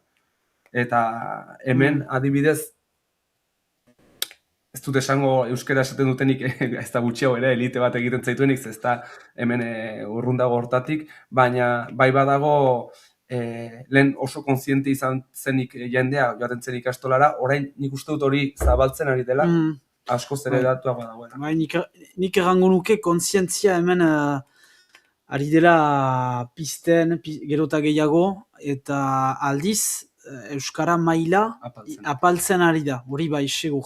Ikastoletan nabari da. Nik uste dut horregatik dela inaundi batean ere. Lortzen dugu jende gehiago erakartzea. Hori da bai. Baina etxean euskaraz ez dakiena, beraz euskaraz maila apaltzen da nolabait. Bai, eta gero erran duzuen bezala, uste dut unai ezuk aipatu duzula euskara azkenan beti irla batean dagoela, hori bai zeren frantsesez inguratuak gira.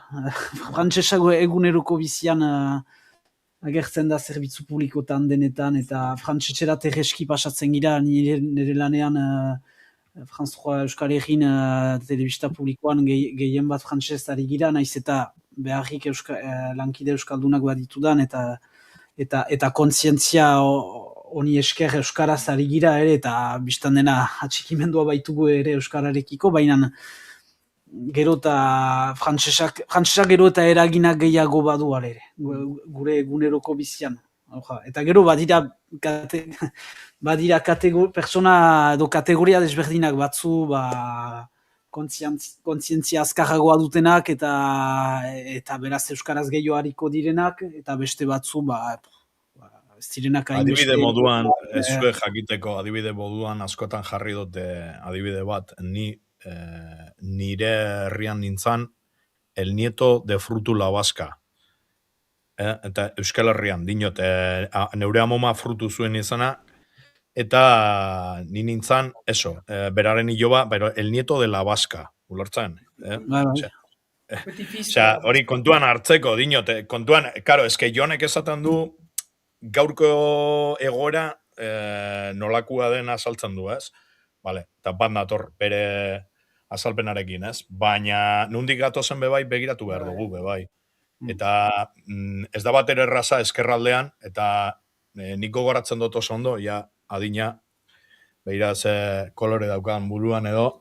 Bizazuri! Baina kontua da, nik gogoratzen dut oso ondo, kaletik ibiltzean edo, ni aitaren gana jutia, eta aita deitzen, eta hemen entzuten zan bakarra zan papa eta mama. Ulertzen? Orduan, hortik egia eta arrazoia dozue esatian, ez da bakarrik, karo, sustatu behar da, euskara, eta praktikan batez be, gure egunerokoan praktikan jartzeko, eta beste era horretan bebai, apaltzen da euskararen nivela, zuek esan dozuen moduan edo, baina kontuan euki behar dugu bebai, eta askotan ahazten dugu nondik atozen. Eta nik uste dut, eta baikorra nahi zalde horretatik, ze hori ikustean, ni el nieto de frutu la vasca hori entzutean edo, imagina, Euskal Herrian dinot, ez dinot Pernambukon, Euskal Herrian hori entzutea. Imagina, orduan baikorra nahi zalde horretatik. Naizta, bat egin zuek esaten dozuen arekin, ez? Non esaten dozue, apaltzen dala, apurbet nivela, hori, bat nator. Erderaka da asko entzuten dire, eta, jonek esaten dauen moduan, ez? Ikastolan, izan leike, momentu batean, maixuak galdetxia euskaraz, eta ikasleak erantzutea gazteleraz. Gazteleraz, amen, frantseseraz, han.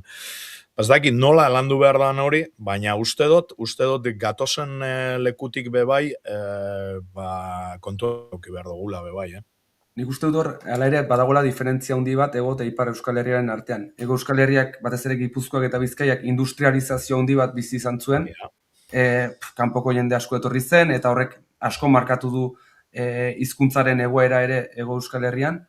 Ipar Euskal Herrian ez da industrializazio masiborik eman, egon dira tokitxoak, azparnen zapatagintza, maulen, baina ez da horren bestekoa izan, beraz, jende uholde handirik ez da etorri, eta hizkuntza asko hobeto mantendu da orain gutxira arte.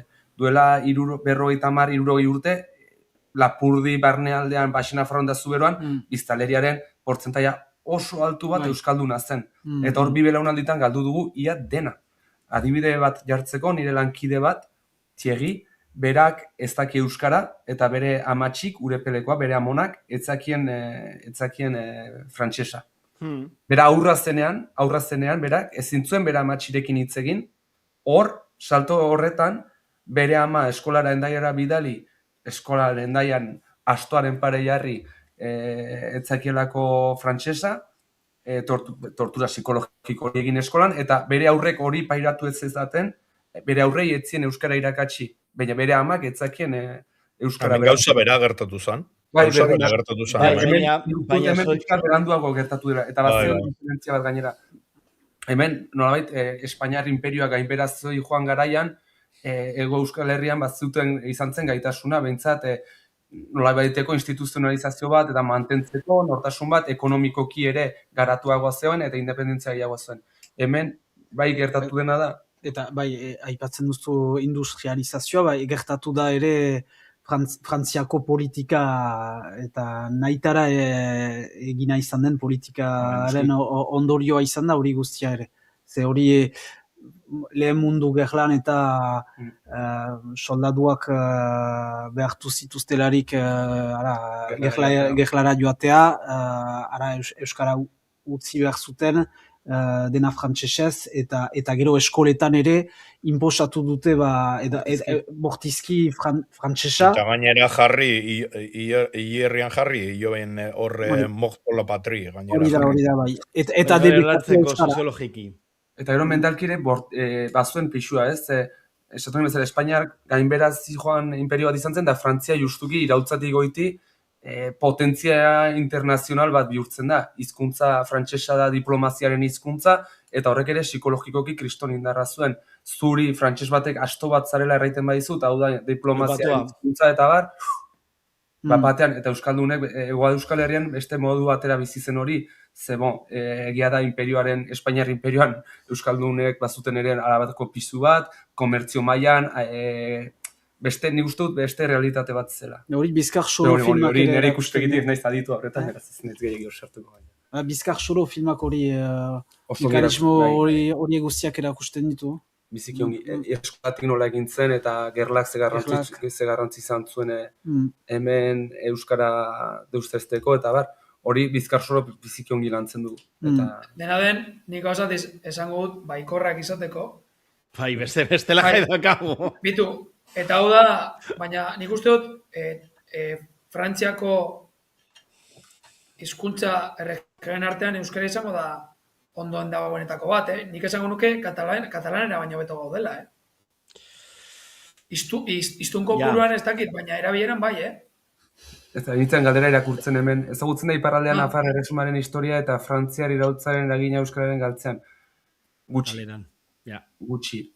Orain, agian, Baxi Nafarroan, Dona Paula inguruan, eta hor badira talde batzuek agian historiaren inguruan eta zerbait egiten ari direnak. Gero, aurrekoan lagun batekin hitz egiten nuen, bera Perpignanekoa da, baina Baionan bizi da, eta bere buruan, nolabait, frantsesa hitz egin da betidanik hemen, gero baziren lepatua, hor ziren, denek egiten zuten frantsesa. Gero datuek eta historian ikusten baduzu, iraultza garaian, erreinu frantsesean ongi menperatzen zuten frantsesa, gutxi gora bera, erraiten dute, 14 inguru frantsesa ongi menperatzen zutenak iraultza garaian. Beste guztiek ez zuten frantsesa egiten. Hala ere, batzuek buruan sartua dute, ez, betidanik hitz egin da. Badago arazo bat, monarkia absoluten garaia konparatzen da nazio-estatuen garaiarekin, eta batez ere, iraultza liberalitatik gora sortzen diren nazio-estatuekin. Eta bi mundu guztiz ezberdinak dira, eta bi egiturak eta guztiz ezberdinak dira, bai politikoki, baina baita ere, barnera begira nola sustatzen diren nortasunak eta bar. Eta hor... Lander, ez. Jarri berrio, zutu guztieta.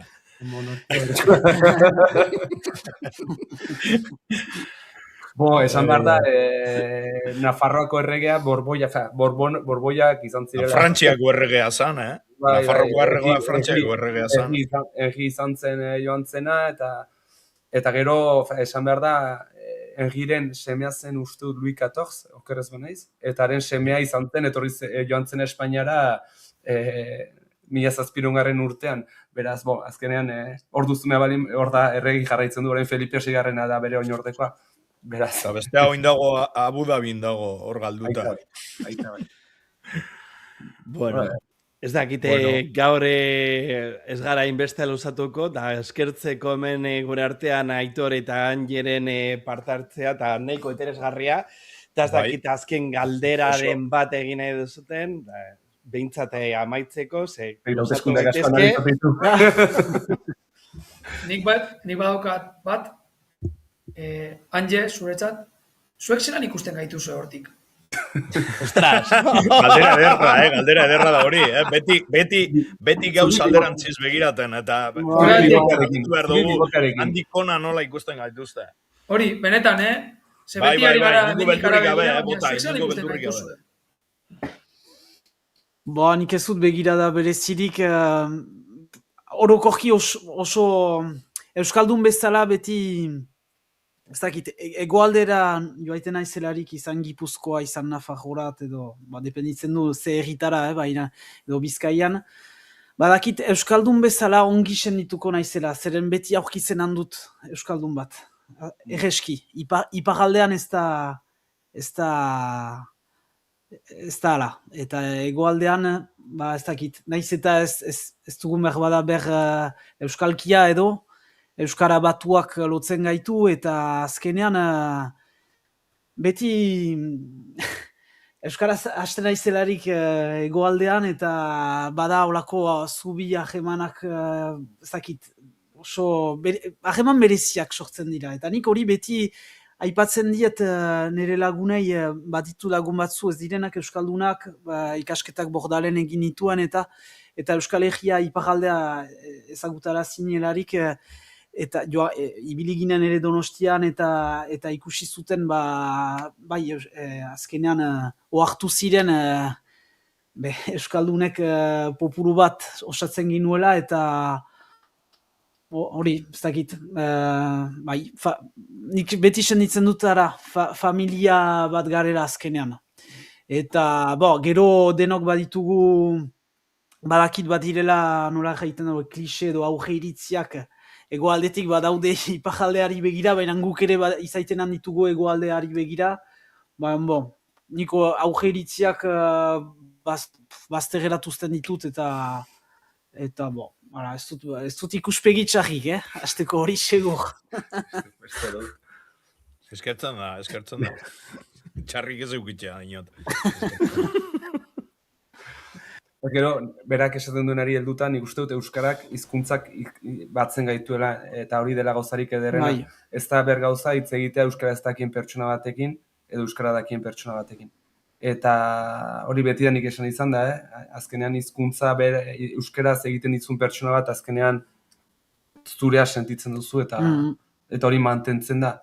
Horregatik ere pena da, eta gaur egun ikustea, Irun eta Hendaia artean, ez direla gai jendeak euskaraz mintzatzeko, eta edo erderetan, batzutan inglesez mintzatu behar direla elkarrekin, eta hori, nik uste dut Euskal Herriaren Eta Hendaian artean. Gero egia da Hendaian eta Irunen, gehiene bakitela gaztelania pixka bat, frantses pixka bat, baina gaztek Irunen frantsesa gutxi, agian gehiago Hendaian gaztelania, baina batzuk hori ere ez. Eta inglesaren beharra ikusi izan du batzutan, ez eta bihen du ingles maiaretzen bizikiona. Eta gero, azken gauza ere, nik batzutan senditzen dut ere alako jeloskortasun bat, edo ez dakit nola behar den. Azkenean iparraldean ez dugu hegoaldean edo Gipuzkoan edo Euskadin dagoen ofizialtasun maila, eta batzutan hori faltan botatzen dut iparraldean ez izaitea alako ezagupen ofizialik euskararentzat eta gure lujaldearentzat, eta horrek errestuko lituzke hainbat gauza ere iparraldean, eta hola da, behar gira borrokatu beste molde batez azkenean. Eta gian eskaera bat ere bai, horrekin lotuta, lehen aipatzen nuen ikastoletako ikasleak eta eta ze garrantzi duan ere euskaraz ikasi izatea, gaur egun oraindik ere ikastolako ikasleak edo euskaraz iparraldetik hegoaldera ikastera joan nahi dutenek zailtasun handia dituzte EH1 sartzeko, eta horri nik uste dut egin beharko litzatekeela ariketa bat eta lan indartsu bat zentzu horretan Euskal Herrira ikastera joan nahi duten ikasleek hemendik ez daitezen penalizatuak izan hemengo hango sistemaren borroka horretan. Ze ikasle askok euskaraz ikasi nahi dutenak azkenean joaten dira Bordelera edo Toulousera eta Parisera ez dutelako lortzen plaza bat Euskal Herrian sistemak penalizatzen dituelako, eta nire ustez hori dramatikoa da, euskaraz ikasi duen pertsona bat joan behar izatea Toulousera edo Bordalera, gero jakinik horrek ere baditula beste konotazio batzuk, nazio ikuspegitik eta mendarki daukagun eraikuntzan.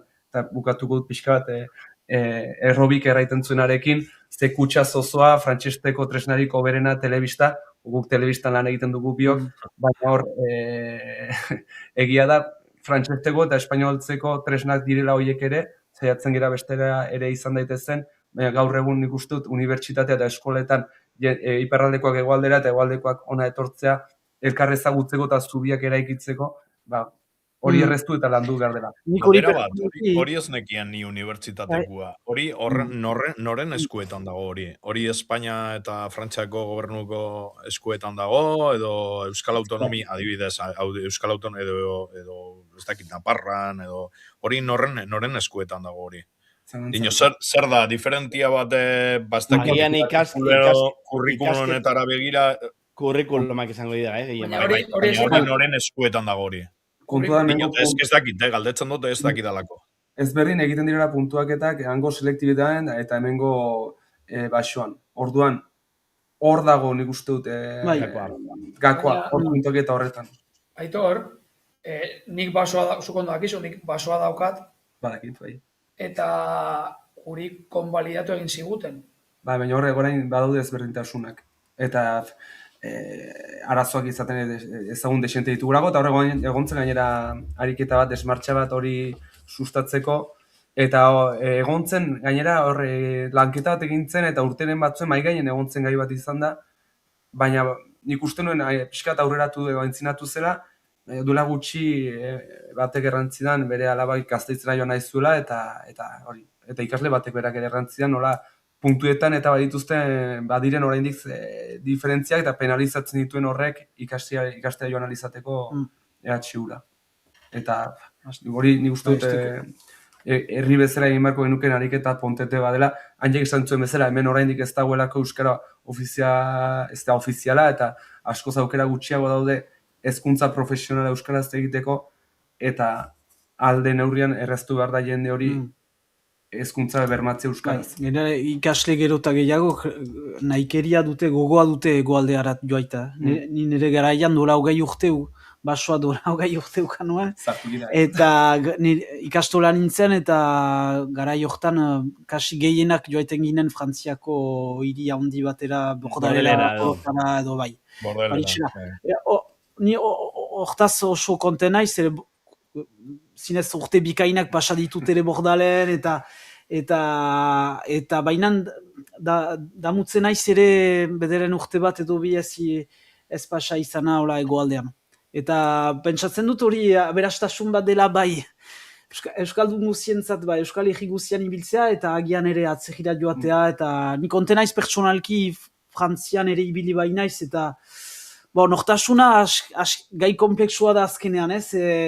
Euskalduna senditzen naiz hori bai, bihotzean dut, baina ere badut frantses nortasuna azkenean, eta horrek ere bi hizkuntza jakiteak pentsatzen dut aberasten zaitu azkenean ere. Izan espainola, frantsesa, euskalduna, baina ados naiz behar dela... Nik uste dut hori frantsesek oso ongi egiten duten zerbait dela. Beren aurrak, barraiatzen dituzte estatu guztian zehar, nortasun komuneri bilatzeko France Blen edo ikuste, izipei bazken ere ikusten da, nola langileak eramate dituzte lurralde guztian lan egin dezaten eta ezagutu zaten pixka bat dena nortasun komun hori sustatzeko.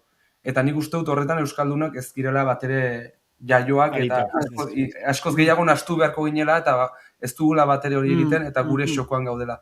Nik ez dakiz zergaitik ez dugun Ipar Euskal Herriko kazetari gehiago Bilboko erredakzioan azentuagatik ez ditugu hartu nahi, gaztelaniaz azentua badu beraz nia, eta badaukagu olako zozokeri bat gure aurka etortzen dena etengabe. Frantsesek hori biziki ongi egiten dute. Segi ikastera kanpora, Lyon, Toulouse, berdintzain nora, ibili Frantzi guztian zehar, eta zuen etxea da. Eta Euskal Herrian beti badaukagu pixka bat, ez da esan provintzialismo bat, baina pixka bat penalizatzen komun bat sortzerako garaian. Eta hainek esan duena oso garrantzitsua da estatu frantsesearentzat ikasleak joatera, Parisera, Toulousera, nastaitezte beste gaztu batzuekin, sentitu zazue zuek bezalakoak direla. Zer gertatzen zaigu, Euskaldunak nastez garen momentutik beti nolabaiteko distantzia batetik ikusten ditugula besteak. Eta hori guretzat txarra da.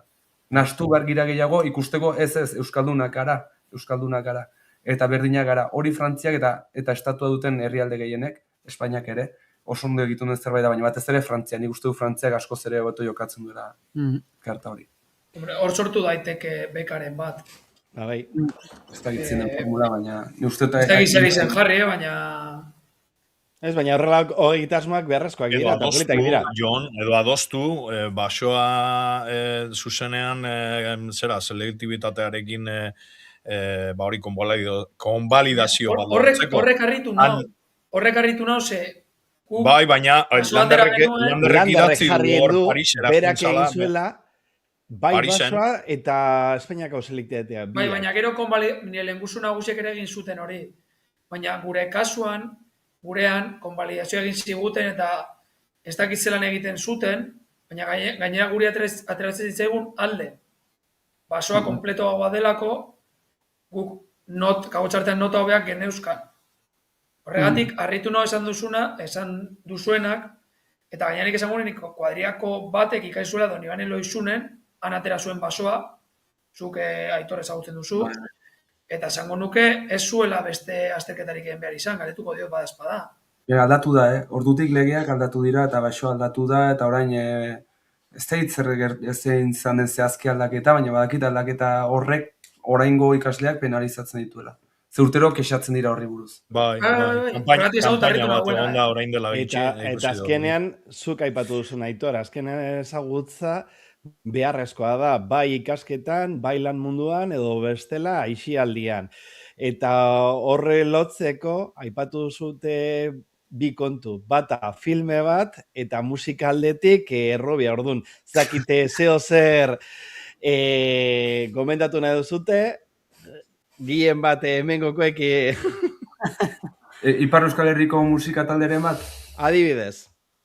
Nik izango nizuke agian Ixak, maite dut tipoak egiten duena, eta gainaren ikusi dut momentu batean, Donibane Garaziri buruz zerbait idatzi dutela, hainitza Moñoloseko musikari Irigoyen, Pascal Irigoyen, honek egin ditu gauza oso ederrak eta merezi du bera entzutea. Berarekin ere Bloin taldea izan duen, nola ditzen dago? Arre bailtzitza, izpeiltzitza. Iribarne. Elkarrekin ere musika egiten dute, eta izugarrizko sortzaileak dira, eta Pascal Irigoyen, Iribarne eta hauek entzutean merezi du, eta beraien inguruan diren musikari guztiak. Gero Jurkiek pentsatzen dut gehienak ezagutuko dizuela, Willy Strumon... Maskak. Bai, orain Maskak. Barkatu, baina ni jokoz kanpo nago. Horri gaitik da puntatzeko. Arginez horretarako ja, ni errobitik ja kanpo, akabo. Orain Pantxo eta Peio izango dira... Pantxo eta Peio, eta... Berriak, gaztetxoak. Ez, baina gainera Bizkaian nunda, beken ez dute, beken ez. Bai. Bai, ez esango nuke, Izan zainak kontzertu hori, hori pasado. Erramon Martí. Entzuna dautu. Ez, Pantxo eta Peio izango da urte honen amaieran ustut, edo, 27an. Bai, 2027an, bai. 27an, pentsa. Eta Erramon Martikorena Peio reperazek eragan egin guztietan. Bai. Bueno, placer bat izan da, bikote. Placer handi bat izan da. Oso aberazgarria da zuek entzutia. Así que eskertzen dizuet pillo. Asko eskertzen dizuet benetan. Bueno, hainbat gai geldetu dira galdetzeko, baina, placer handi bat izan da, zuek gore artean egotea, eta espero dut zuek ere behintzak eroso egoteak. Eta ez dakite zeo zer aipatu nahi duzute edo zeo zer esan nahi duzute amaitzeko, agurtzeko. Etorri Ipar Euskal Herrira, asteburu pasa, edo lanera, edo ezagutzera, eta balio du toki ederra ditu, eta jende aski jatorra. Ni ego Euskal Herriko naiz, hemen bizi naiz, baina... Nabaritzen da, zure asentuan nabaritzen da. Agieren asentua desberdina da, baina zeurea zu Gipuzkoarra zara. Nongoa, iasmatzen dut. Ez dakit, batuera zeitzen dozuelako, baina zure euskeri egiterakoan esango nizuke nungoa zaren, Bai, ingo izun nahi balin ez nire euskerea, Zure euskerea behazaingua. Baina, ikaserio. Behazaingua. Gertukoa, bai. Zegamakoa. Haitxuzu. Bueno, placer bat. Jon, zeo zer amaitzeko? Eskerrik asko tortza gaitik, benetan, placer handia da, ea honek balio den gutxi, apurtxu bat, dagoen muga imaginari hori, inposatutako muga hori, alde batera usteko, benetan eskerrik asko, eta, ostegunean korrika zuberotik hasiko da. Bai. Han izango gara? Bai. Bai, atarratzen egongo gara. Hori da, lanean eta gozatzen ere. Eta, 29an Bilbon egongo gara, ez Aitor, egongo baituk? Bai, ni han izango naiz ere, espero dut. Hantxe etorri nebadek, 29an, ba. Bilbora, atarratzetik, Baionatik Bilbora kantak esaten duen Bai, bezala. bai. Baionatik Bilbora. Bazen, Bueno, Jauna, ba, eskerrik placer asko, eta plazeren debetzen da. Aio! hori, izan utxa. aio, Aio. Ondo ibili.